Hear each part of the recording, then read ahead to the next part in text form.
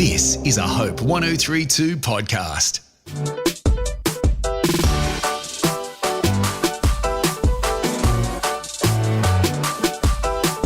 Hello, welcome to the Undistracted podcast. I'm your host, Laura Bennett, and this is the show where we learn from our guests how to be better at building our lives with intention around our passions, our purpose, and deal with some of the stuff that can get in the way of it. You can subscribe to this podcast wherever you're listening. Find video versions of some of these chats on the Hope 1032 YouTube channel. And today, stick with me because we're talking about emotions. Are they something you see as a gift, a nuisance? Maybe they're a flawed part of being human that you see as something that gets in the way of that plan and that purpose for your life. There's a lot of different messages we get about good and bad emotions, controlling our emotions, even that some may be quote-unquote unchristian emotions to feel. Our guest today, Jennie Allen, is a renowned speaker, author, founder of the If Gathering. She leads thinking in the areas of personal growth and spiritual development. And in her latest book, Untangle Your Emotions, she practically guides us through our complex inner worlds and considers God's purpose for our emotions. And in this chat, she even turns the tables on the interview and starts to dig into some of my own experiences. I hope you enjoy this conversation. Let's welcome Jennie to the show.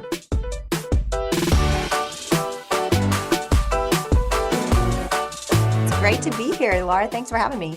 Is there a difference between emotions and feelings? What is the distinction between the two? Well, a lot of researchers will give you a lot of different answers. I would say there's not, because for our minds, it doesn't matter.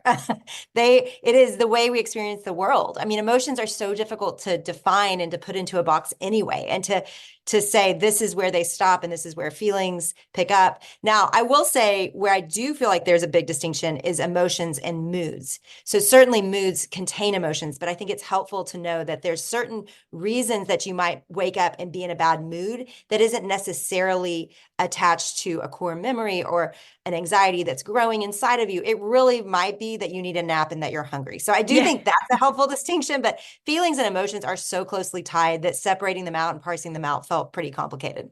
And why are emotions something that you felt we needed to untangle? Well, the more that I have worked on this project, the more I am thrilled that this is the direction that I chose. Because when I started it, I thought I knew a lot of things. I thought, gosh, this is something I've dealt with my entire life. This is something everyone I know has dealt with their entire lives. But I kind of walked into this process with a little bit of a mind map of where it would go. And I would say it went in such a different direction. And now it truly moved from something that I thought was important to a passion project. Because as I look at the research and as I did the work on emotions and really studied the Bible and the science of emotions, I was so frustrated with the messages that we've all been told about our emotions. And I think it really did. It kind of rose up like a justice fighter in me, because I really believe getting this in a framework that is different than the one we've been in, which is largely that emotions are enemies, that emotions fighting our emotions, and emotions are negative, and don't feel sadness and don't feel anger and don't feel frustrated and don't feel jealous and don't feel all these things. And the reality is we don't have as much control over our emotions as we'd like to think. We feel something before we even think something. Yeah. And so these feelings are really running our lives. And yet, because nobody's taught us healthy ways to interact with our emotions and to steward our emotional lives, we find ourselves in pretty unhealthy emotional patterns. So, I like to think of it this way. A lot of people will hear that this is a book about emotions, and they will say to themselves, those are dangerous, and I am glad I don't have such strong emotions, and that person over there really needs to read that book because their emotions are out of control. And I would say to that person, you probably have plenty of emotions. You're an emotional being created by an emotional God. So you have an emotional reaction to the world. You just show it differently. You have a lot of control, and you're probably a little bit repressing those feelings and those emotions. So I think that's one person. There's another person that is very emotional, and they feel like their emotions are out of control, and they are running, the show. And that, a lot of people would say, oh, that's not healthy. Very few people are going to look at the person that controls all their emotions and doesn't show any emotion and think that's unhealthy. But the reality is that's unhealthy too. And so you've got the person over here that is suppressing emotion. You've got the person over here that's feeling every emotion and doesn't know what to do with them. And truly, what I found was that this work will help both people. And it will give security to both people. My goal in the book was I don't want to just talk about emotions. I mean, to make a little pun, I don't want us to think about emotions. I want Yeah. us to actually feel our emotions. And I want to build a process so people actually know what to do with their emotions. Mm, And the reason I did that is because I'm more of a thinker and I'm not great at feeling. And so I wanted to 101 this thing. I wanted to like mm, take us all to kindergarten and like teach us how to tie our shoes, right?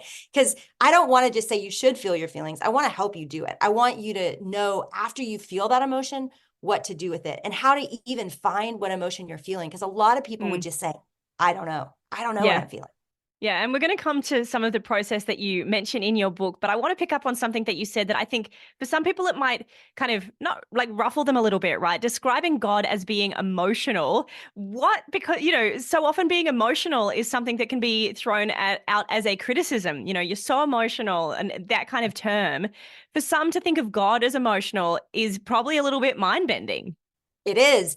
And I would say it was for me as well. And yet it is all over the pages of scripture. He is a very feeling God. God the Father is, God the Son is, and of course the Holy Spirit is extra feely. So we've got three, and I really tried to chart throughout like the Bible. Okay, let's look. And from the beginning, you see his delight in his creation. You see his joy over that. You see his frustration when they rebel. You see his disappointment. You see that continued pattern. At times, you see his wrath against sin and rebellion. And so you see, I mean, very descriptive passages where God's anger or sadness is just spelled out in the scriptures. And then you come to people like David, who is just notably, I mean, emotional. You cannot escape it. So you see he's a man after God's own heart, and yet he is full of emotion. He's dancing through the streets half dressed for God, and then he's, going to war and fighting with rage and vengeance. And he struggles with his emotions his entire life. And he's Mm, sad and depressed at times. His bones are aching because of the sin that he's committed against God. So you see a very emotional character in a person that's named as someone after God's own heart. And then you see Jesus come along. And I mean, gosh, if you've never seen a show called The Chosen, it just depicts Jesus in such a vulnerable way where he really does express his emotion in such a powerful way. And I think one reason The Chosen has been so successful is that it has really shown and displayed the emotions of God. You mm, look at moments where he wept, where he turned over tables, where he's so angry. You see, even in Gethsemane, you see him be afraid. That's really one of the only places you saw specifically God feeling fear. Well, Jesus felt it. I mean, the word in the Greek is agonoi or agonee, and that is most often translated anxiety or fear. So you've got a God who was feeling fear even, and he has the full picture. mm, Jesus wept even when he knew that death would be defeated, even for his friend Lazarus. So you've got a God that is very emotional. And I think we have not, we've demonized emotions because we haven't known what to do with them. We've demonized emotions because they're inconvenient, because they aren't fun to feel all the time. And yet they are part of the gifts that God has given us to navigate a very messy life and a messy mm. world. So where do we get this idea from then that emotions are bad? That if we're not constantly Yeah. joyous, we're somehow misrepresenting our faith. We're not being, great reflections of what it means to be Christ-like, for instance. I think there's a million places. I think for us as individuals, it begins in our homes when we were growing up, and I've said some of these things too. So I'm not frustrated with my parents specifically, but when my kid is crying and I look at him and say, no, no, no, don't cry. It's going to be fine. When it's actually a really scary situation, or they're angry and they're letting me know it. And I'm like, you cannot talk that way. Rather than going, you know what? I totally get that you're frustrated by this moment. I can imagine that this is really hard to understand. You can't be disrespectful, but Mm, let's talk about that feeling that you're feeling because that's super valid and fair. And so we don't do what I just said, right? We say, quit talking that way. That's all we say. So, I mean, I would love to say I parented like this my whole life, but really, I would say it's pretty recent and my kids are old. So I think we never learned what to do with our feelings and we're passing that to our kids. And I think that's individually probably the main way and place we've learned to deal with our emotions. And mm, so that's hard. And it's something to really think about. I hope everybody listening and every person that reads the book will really think about the way that their emotions were treated as a child, because it can be a scary can of worms to open. But if you open it and you really think about it, it also can bring a lot of healing. And we can also stop the cycle of passing to our kids that emotions are bad, because that really is not servicing them well, as you see from the enormous numbers of anxiety and depression that are in young kids. I mean, younger and younger every year, the stats are going up. So it's easy to say this as the author of a book that spent the last year of my life researching this, but I would say it is the issue of the day. There is not a more important one outside of talking about salvation and Jesus. Like, this is the thing that we are all going through collectively, is our emotional health or lack of. So this is really where we've got to focus. The other place that it's come from is just messages from the church. I mean, it was so fun. I went back to my seminary life and studied all of the way that different eras have looked at emotions. And you see, in large part, they all had, every era, you look at the Renaissance, you look at different parts in history of the church. And in each season, beginning with the very beginning, and you see asceticism like rise up, where the body is evil and the things we feel are evil. And so you just got to get it all under control and punish your body and beat it. And then you see, where again, there's parts of it that are true, right? And then it leads to, though, something that is not true and that truly becomes heretical, where the body is good. God built our bodies. God built our minds. God built our emotions. So you see it in the early church. You see it even at certain points in history where emotions were actually prized and valuable, and the times where there was so much art created and beauty, and the devotional practices that rose up a few centuries ago. So you do see the moments where the church really did value it. But even in those moments, it was super private. It was about private devotion and emotional life. And so, I don't know that really we've gotten it right yet in the church, but that's okay, because we don't, we're human and things go awry all the time. But I think God's gracious to that. But I hope this is a redemptive work that really sets people's mindset on it. And it's really a relatively new thing to see emotions as something that can lead to overall health. Even in hearing you talk about the parenting side of things and the way we, as adults, process our emotions, the thing that came to mind for me is that it's like thinking about not disciplining or criticizing the emotion that we experience, but yes, maybe we do need to sort of discipline or look at the behavioral response to that emotion. Yeah, for sure. Right. So if I left that out, we could be in a whole heap of trouble, because what the world has said is that emotions are everything and that what you feel matters more than anything. So that's not true, right? As believers, like, we know that what matters more than anything is the truth of God's word, and that everything we experience and everything we do in life should go in and through that grid of living. So that's where I really took a biblical approach to this. And I would just say, it can be absolutely the actions and the choices you make because of your emotions, or I would say, obedience to your emotions, as if your emotions are a God. That is not biblical. And that is not what we're talking about, because at the end of the day, to feel an emotion, sadness, fear, anger, joy, all of us have a choice. It says specifically in scripture, it says, in your anger, do not sin. So there's a sense of, the anger isn't the sin. So you feel the anger, but you're not going to sin as a result of that anger. And I think that's the simplest verse that breaks down how my view of emotional life, which is, in your sadness, don't sin. In your fear, don't sin. And yet your fear isn't necessarily sin. Now, that might trigger some people, because a lot of times throughout scripture, many, many times it says, do not fear. And so it feels like a command, but I went and studied every one of those. And in almost every one of them, there was already something scary happening. And God was saying, like he would to a child, like I would to my child in the closet when there's a tornado in Dallas and going through. What do I say? I say, don't be afraid. Why? Because that is the greatest comfort to someone that's afraid. I wouldn't be scolding my child because they're afraid of a tornado. I'm afraid too. I would be saying, I love you, and don't be afraid, because I have you and God has us. And that's the kind of language I think we've just even taken do not fear and acted like, if you fear, you're in sin. And that's just so not God's heart. Like he wants, the main message of this book is, he wants these beautiful gifts that he's given us, joy, sadness, fear, anger. He wants those things to ultimately lasso us to him and to pull close to him, because we need him in our fear. We need him in our sadness. We need him in our anger and we don't know what to do. We need him in our joy because we want to worship and thank him. That's what I've found to be the most helpful thing about allowing myself to feel my feelings is I feel like my intimacy with Jesus has just gone so much deeper.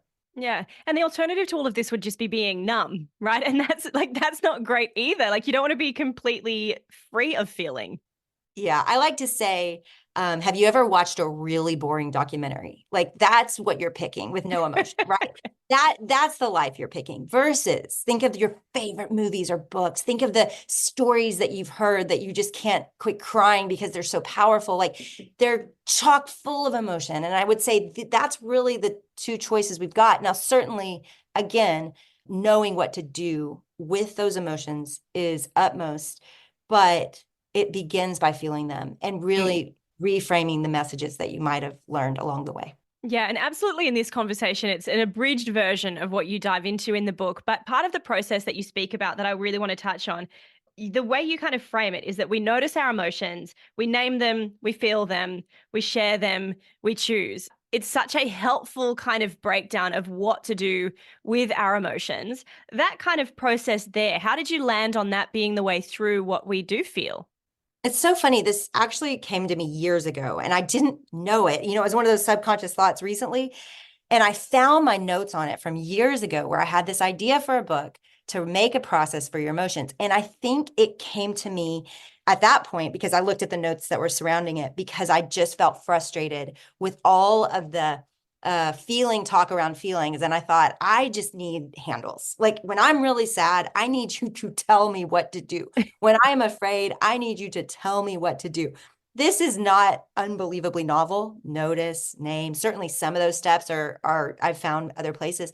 There's nothing novel about the process, but I do think even just having a process and having like, okay, when I start to feel afraid, what do I do? And I notice it because a lot of times fear and anger and sadness are confusing. So for instance, I'll be driving in the car and I will feel like my chest is tight. A lot of times we begin by noticing it in our body. So I feel like my chest is kind of tight. My shoulders are kind of tight or hunched over. And I'll notice that first. That might be the first thing I notice. And then I'll have to ask myself, because I've learned to do so, what do I notice about what I'm feeling? And I mean, it's as simple as, are you okay? Are you not okay? What's going on? And so in that moment, I didn't feel okay, but I didn't know why. And I didn't know if it was sadness or fear or anger. I didn't know. And sure enough, the more I dug into it, it was a little mix, and it was a little sad and a little scared and worried about something. And the more I began to give that a name, the more I began to notice it in my body. And then I could share it with my husband. And what that might have looked like otherwise is I would have gotten home, just felt tense, been tense, right? When I walk in the door, none of us have ever done this, right? We walk in the door and we feel anxious, and then we're short with our kid, who's also anxious, by the way. And and all of a sudden it kind of devolves into very like critical speak, and everybody's just kind of being short with each other. But a better way by naming and noticing what you're feeling and coming in, feeling that feeling, and then, very vulnerably, because it is scary, sharing that with someone that you love and that loves you.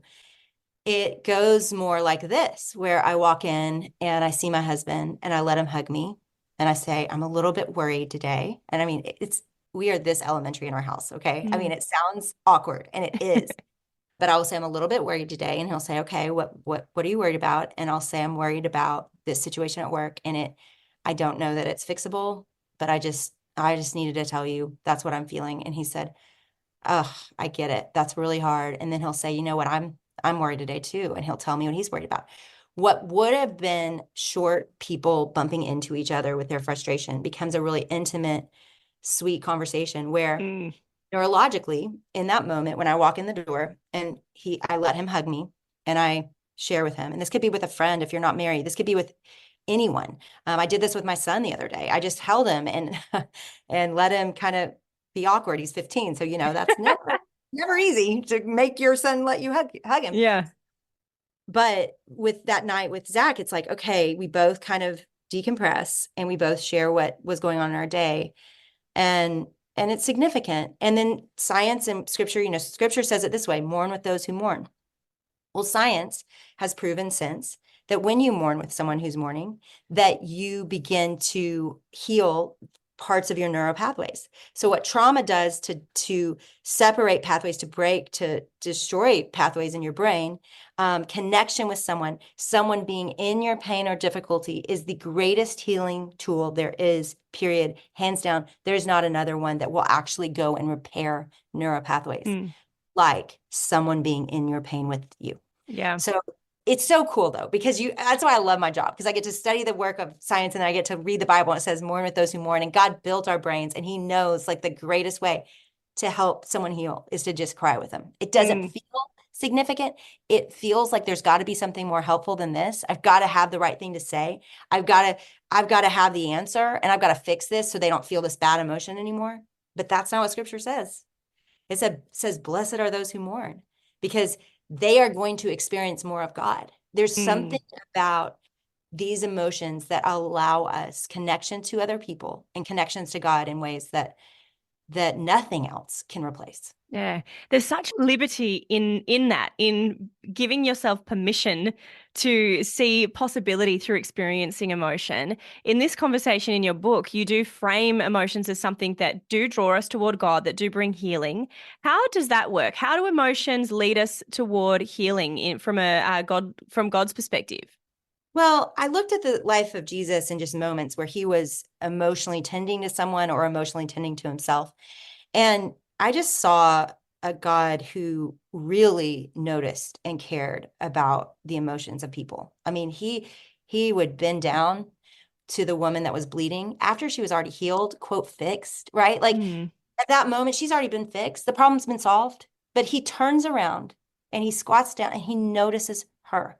He connects with her in an intimate way through this woman's greatest fears. And while she's being shamed by everyone around her, he sees her and notices her and connects with her. So we see this value of come from God, that when we notice what's going on inside of us, when we notice, then we know we need him. I think of the woman at the well who she wouldn't be forthright. She wouldn't tell this man everything. And he had to say it to her, and it could have felt unloving, but nothing about this conversation was unloving. He was saying, listen, this is what you're struggling with. This is what you've been married 5 times. You're ashamed, you're hiding. And so he calls it out, and that could seem mean, but the reality is it's a gift because it's going to set her free. So if we aren't afraid of this process, then how it begins to heal us and connect us to God is that we aren't using, Dr. Kurt Thompson says it this way, we are not using all this energy that you don't realize you're using. Like you don't know that you're spending all this energy trying not to be sad, trying, judging your fear. You don't know that. That's not a super conscious thought. But subconsciously, it's going on all the time. There's a running narrative, judging what you feel, telling yourself not to feel. That's just a lot of work. Don't be sad. You shouldn't be sad. You have so much to be grateful for. I could say it a million different ways. We all are very good at this speech for ourselves. But all that costs a lot of energy. Keeping our sadness, our fear, our anger at bay, pushing it down, that costs a lot of energy. And so what's happened, I remember I was the most cynical of all. I mean, when I started counseling, biblical counseling, I was bothered, candidly. I didn't even want to be there. My arms were folded. I didn't see the purpose. I didn't want to dig up old things. I just felt, so what? Let's go forward. Let's not think about it. I was that girl. I get it. But I remember Dr. Thompson saying, hey, Jennie, you don't even know how much energy you're using trying to not feel sad rather than just feel sad. And of course, eventually I started weeping and couldn't stop. So, it's all there.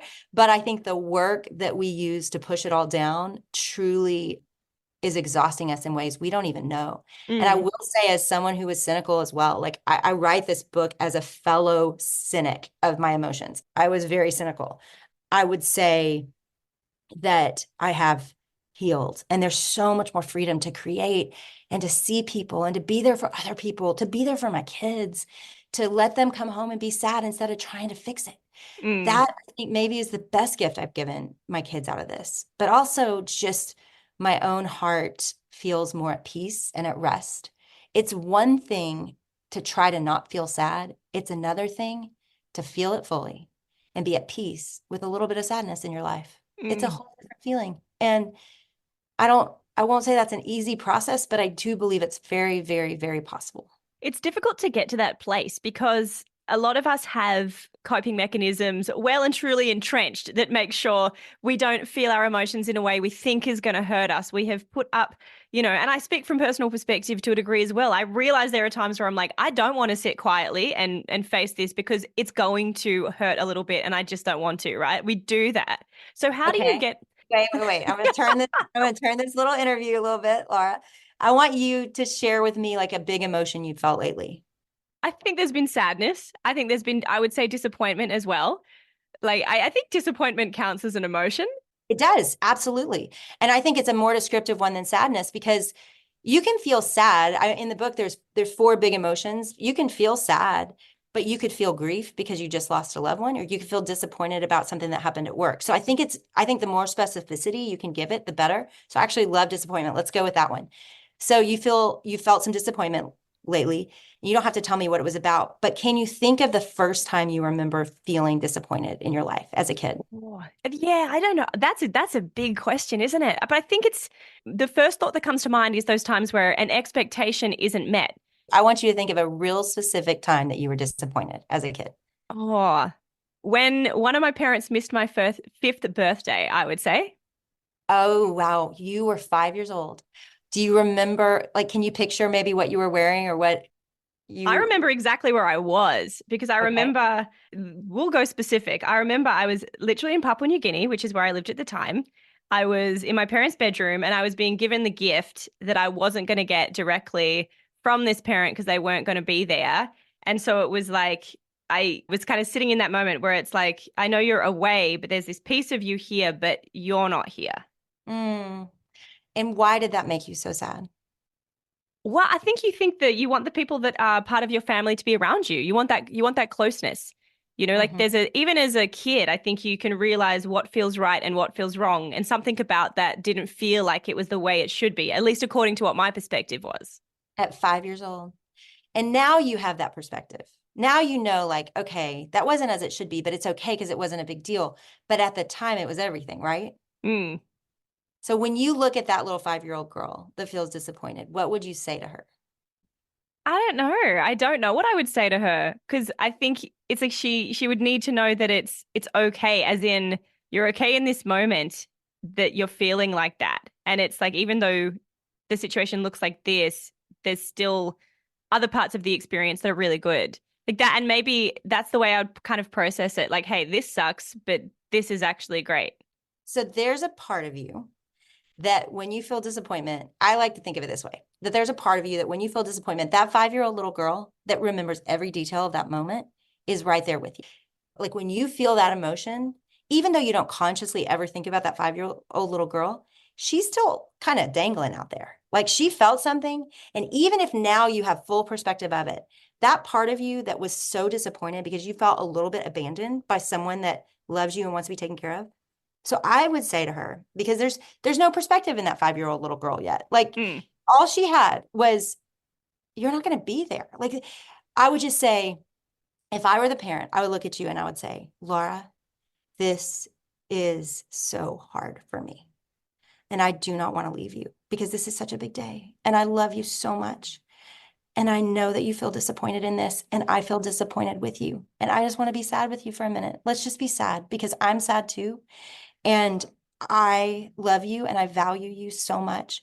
And I would be in that with her because that little girl, there's no answer Mm. that fixes that situation. It's just you wanted them there and they couldn't be there.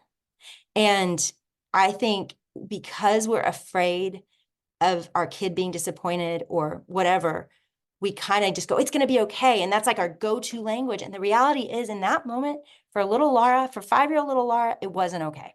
It just wasn't. And there really wasn't a way to fix that.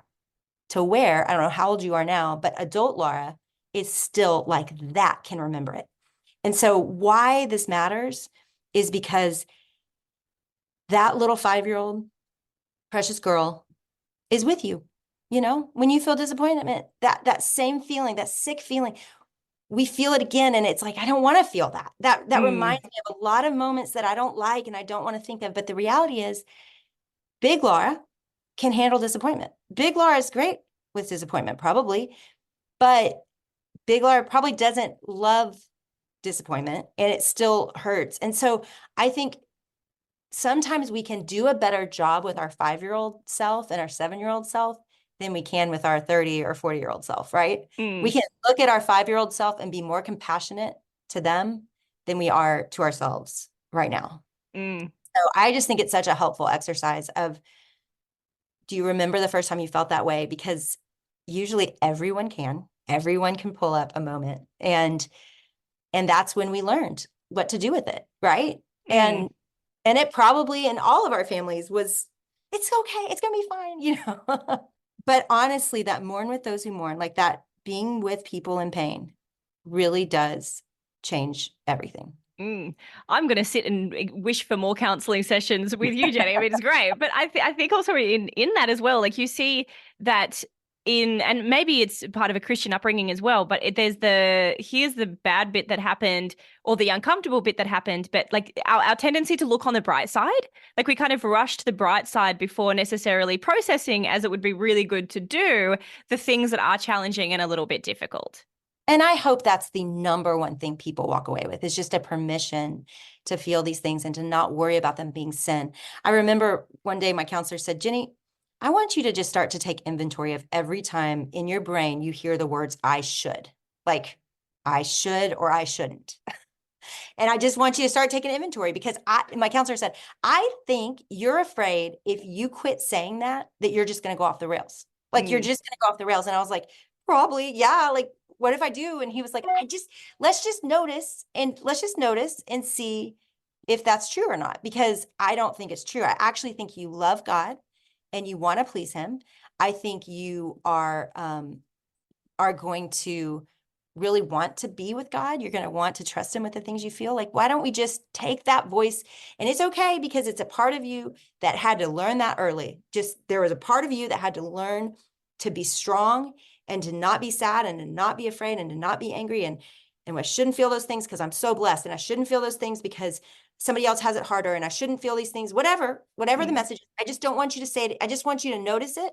And I want you to like give it a little break. Like, just let that part of you rest. It was unbelievable. It was life mm, changing.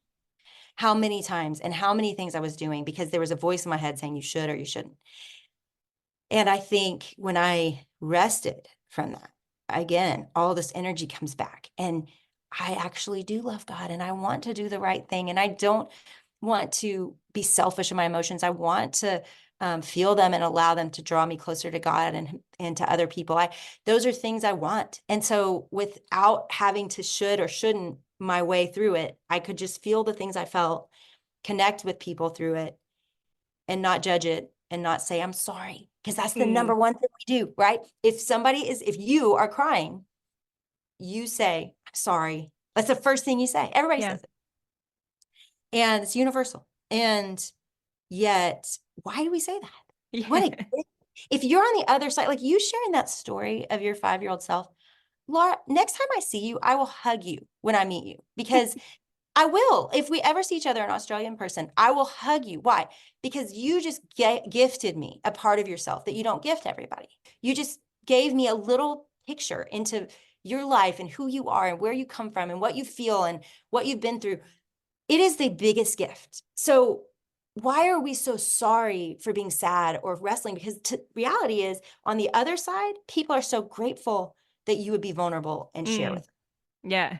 And it has been such a privilege to be able to chat with you, Jenny. I want to ask you this one question as we wrap it up, because in looking at the process of dealing with our emotions as a pathway towards healing, how do you know then if you are kind of healed? Like, I don't know if we ever arrive at a point where we're fully healed, let's say, but how do you know that you're kind of heading in the right direction at least? Oh, Laura, that's such a hard one, because there is, I think you nailed it. I think as long as we're here, we're going to be in process. And I think that one truth is so helpful and freeing. And it really has set me free, because I think I could feel, even after, especially after writing this book, I could feel like I need to get this right all the time. In every conversation I have with my kids, with my husband, with myself, I need to be, I need to get this right. And that's not really how emotions don't play really fair, and they don't stay in boxes. Like this is a journey that we'll be on for all our lives. And if we could view it as more of that it's a journey rather than somewhere to arrive, and the journey is so beautiful and we don't want to miss any of it because we're numb, or we don't want to miss any of it because we're afraid of our emotions or feel guilty about it. We want to just be in this life and on this journey with God. It just is a whole different way to live, truly, like foundationally a different way to live. And it brings more unknowns, and it brings sometimes being embarrassed and vulnerable and saying the wrong thing at the wrong time, or feeling, things that you wish you didn't. And it might bring all that, but I would say it also brings depth of relationship. It brings connection with other people in ways that you can't imagine. It brings joy and freedom and, happiness back in your life, because these are all found in the same parts of the brain. So it really does it's worth it. And I would say there is no arrival, but how you're making progress is you cry a little more, you feel what you're feeling, and you don't judge it as much. You sit with other people and their fears and their pains, and you don't talk as much.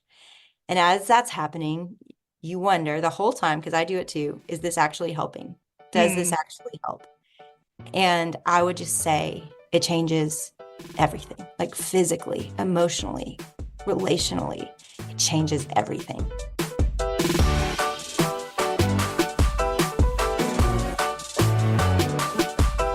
The work that Jennie's doing is absolutely a gift to so many, I'm sure. You can check out her book, Untangle Your Emotions, and let me know what you thought of this episode. Always happy to hear from you. You can email undistracted@hope1032.com.au.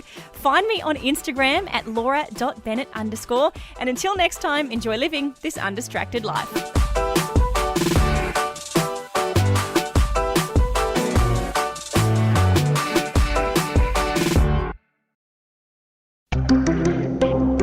This is a Hope 1032 production. Thanks for listening.